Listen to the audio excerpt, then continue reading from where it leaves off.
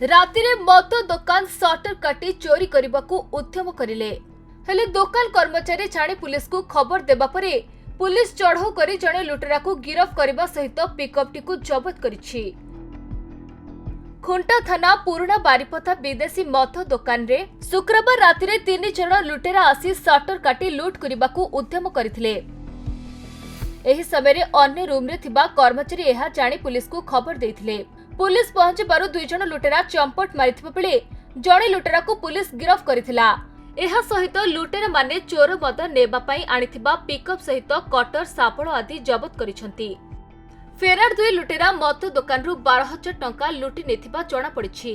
actually एटा होछि हमर माने 29-30 रात्रि 29-30 रात्रि रे हमर जो पुराना बारिपदार एफएल शॉप अछि सेठी एफएल शॉप रो पिला माने हमर फोन करिकि हमर जो पाखरे कुआमारा फांडी अछि फांडी बाबू कहले कि ना किछि दुर्वृत्त माने बसछन्ती चोरी करिया पई टिके सर देखंतु तो संगे संगे हमर जो ड्यूटी रे थिले पिला माने मुगड पिला माने से माने हमारा जो एफएल शॉप को आसिले आसी देखला बेले देखले 3 जण एक्यू सेथिरे बाहरी की जाउछन्ती हठात हम गाड़ी रे उल्ला बेले जण को कैप्चर करि पाले पिला माने हमर किंतु आउ 2 जण सेठू खसी गले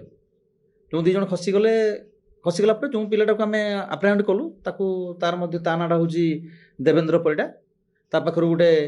पिकअप वैन जो पिकअप वैन नहीं आसते से चोरी करने से पिकअप वैन जबत करागला ता सहित गोटे कटर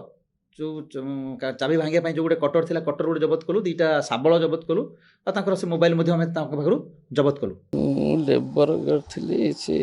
ड्राइवर आ गोटे लोक आसते गाड़ी रे मु लेबर काम करे से सर जाजपुर टाउन नहीं सर